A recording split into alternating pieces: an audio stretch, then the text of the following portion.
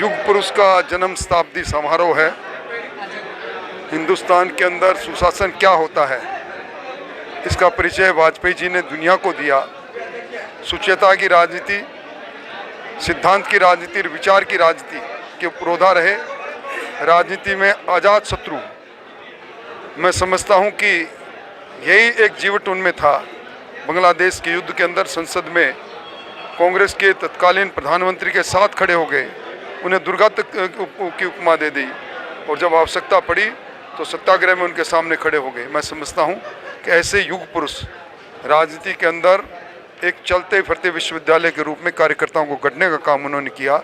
उनके जन्म शताब्दी के दिवस पर उनको हार्दिक श्रद्धांजलि। माननीय वाजपेयी जी राजनीति के में अजात शत्रु के रूप में थे। उनका मन सदैव बालमन था और उनका जीवन ऋषि जीवन जैसा था। उन्होंने संपूर्ण देश को एक साथ रखने में, एक बनाने में जो उनकी भूमिका थी, वो उसका हम सबको स्मरण है। उनका जीवन हमेशा से राष्ट्र के प्रति कार्य करने वालों को प्रेरणा देता रहेगा।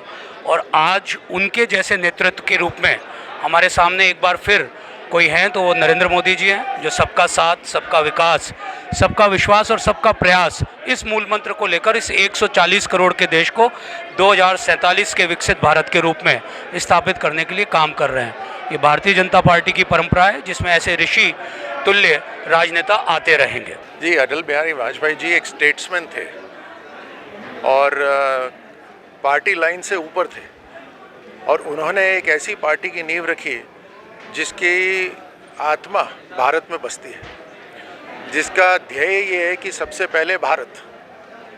और इस विचारधारा से पार्टी जो आगे बढ़ी है, जहां हमारी सरकार है वहां रिपीट होती है, और एक इतिहास बनाया कि तीसरी बार लगातार प्रधानमंत्री मोदी जी आए हैं इसी विचारधारा वाली पार्टी से। हमारे कार्यकर्ता जो हैं वो स्वाभिमान से देश सेवा के लिए समर्पित भाव से काम करते हैं। आज ये जो पूरी प्रदर्शनी लगी है, ये याद दिलाने के लिए हमारे सभी लोगों को कि वो क्षण कौन कौन से थे, ऐतिहासिक क्षण जिसमें परमाणु विस्फोट करा गया, इतनी सैंक्शंस लगी, उसके बावजूद भी हम आगे बढ़े, किस तरह से हमने संधि भी करने की कोशिश करी, और जब धोखा हुआ तो उसका मुंह तोड़ जवाब भी दिया।